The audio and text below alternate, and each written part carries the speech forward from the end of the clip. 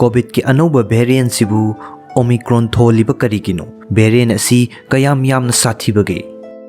World Health Organization WHO gi matung inna COVID-19 gi khwaidigi nauriba variant OMICRON hairagana hena khangnariba variant asi South Africa da ihan hanba oina haukhiba November 8 da collect tokhiba specimen amada thengnakhibani hairi. WHO na khwaidagi nauriba variant asibu OMICRON haina maming pikhibani.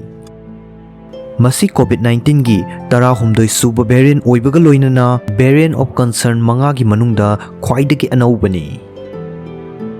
Hauzik miyam gi wakhalda lairiba wahangdi anauba variant asibu OMICRON haina kauriba asi karigino amadi COVID variant singi aming tholiba asi karamba mawongdano haiba asini.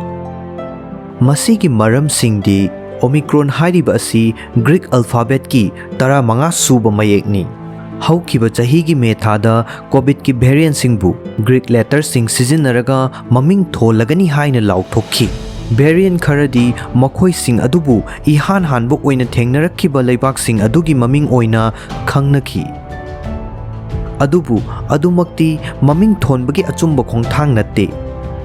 Variant sing asibu Greek ki alphabet sing sizinaraga thonba asigi maramdi misam singidamak makhoi gi variant singi maramda hainaba ngangnaba wari sanaba amadi khanna nainaba matamda henna laithok hannabagini.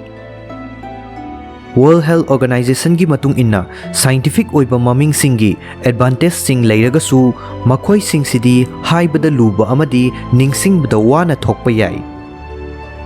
Amadi variant singi maramda pau tamba matamda lana tamba yabagi changsu yamna wangani. Masina maram oiraga miyamna variant singbu makhoidu thengnakhiba haibadi detect tawkhiba mafam singdugi maming laudna kaunari. Masidi yamna stigmatize tawba amadi discriminate tawbagi mawong oihalli. Hauzik leiriba variant of concern manga leiri. Makhoi manga adudi ahanbada Alpha B117 UK da ihan hana thengnakiba. Ani subada Beta B1351 South Africa da ihan hana thengnakiba.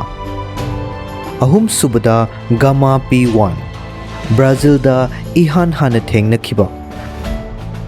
Mari subada Delta B16172 India da ihan hana thengnakiba.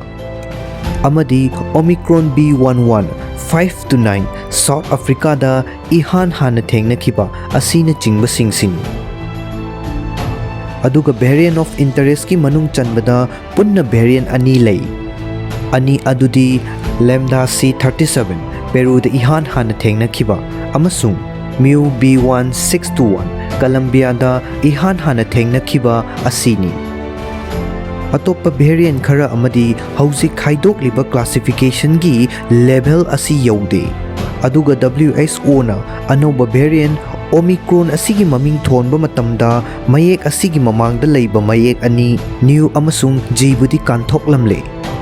COVID ki tarahumdoi suba variant asigi maming thonbada Greek ki alphabet ki tarahumdoi suba amasung mari suba mayek singbu kanthoklamlaga manga suba mayek oiriba OMICRON gi maming lauraga oina tholibagi maramdi WHO ki spokesperson ama oiriba Tarik Jasaribik ki matung inna tarahumdoi suba mayek oiriba new city English ki wahai new ga irai laina yasinna bayai.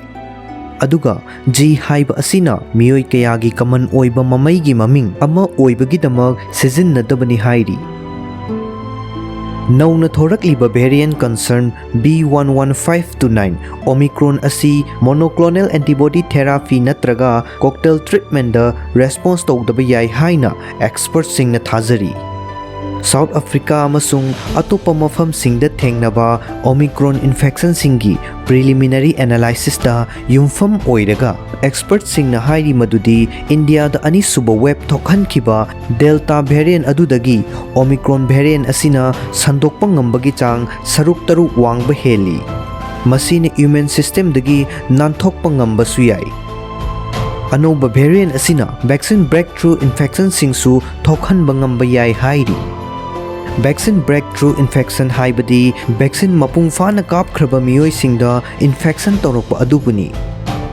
इन्फेक्शनसिंग अमदी me सिबगी Chang यामना वांगहनखिबा delta variant अदुदी monoclonal antibody थेरापीना कानब पीबा ngami adum oinamag delta dagi thangtharapa delta plus adudi amuk hairiba therapy asi kanaba phangkhide delta plus ki matungda monoclonal antibody treatment ta kanama phangdaba ani suba variant asi omicron oiri